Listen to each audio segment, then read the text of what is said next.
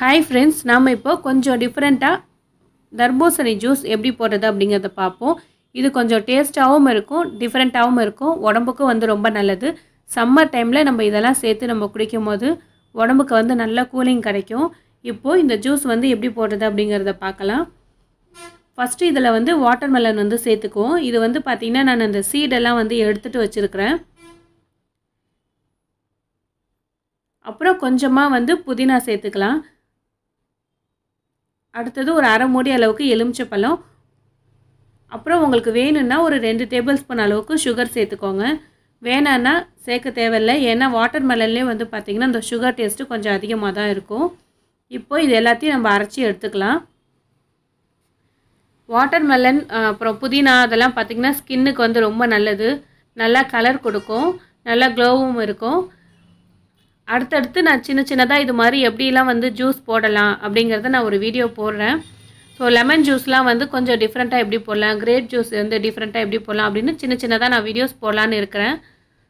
என்னோடய வீடியோஸை நீங்கள் மறக்காமல் சப்ஸ்கிரைப் பண்ணி வச்சுக்கோங்க. கண்டிப்பாக யூஸ்ஃபுல்லான வீடியோஸ் தான் நான் போடலான்னு இருக்கிறேன்.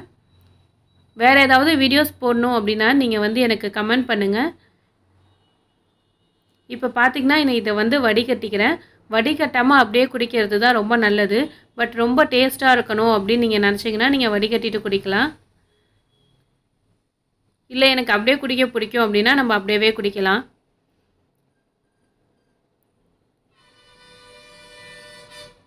நான் வந்து பார்த்திங்கன்னா ஒரு வாட்டர்மெலனில் வந்து கால்வாசி அளவுக்கு தான் எடுத்துருக்கிறேன். இதில் நான் தண்ணியே சேர்க்கலை. 3 டம்ளர் அளவுக்கு இதில் வாட்டர்மெலன் ஜூஸ் வந்து இருந்தது. உங்களுக்கு எக்ஸ்ட்ரா வேணும் அப்படின்னா நீங்கள் 1 டம்ளர் மட்டும் தண்ணி வந்து ஆட் பண்ணிக்கலாம். அதுக்கு மேலே ஆட் பண்ணிங்கன்னா அதோட டேஸ்ட் வந்து மாறிடும்.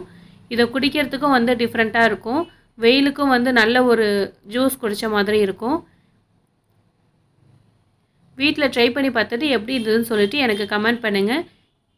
என்னோடய வீடியோஸ்லாம் உங்களுக்கு யூஸ்ஃபுல்லாக இருக்குன்னு நினச்சிங்கன்னா மறக்காமல் சப்ஸ்கிரைப் பண்ணுங்கள். தேங்க்யூ.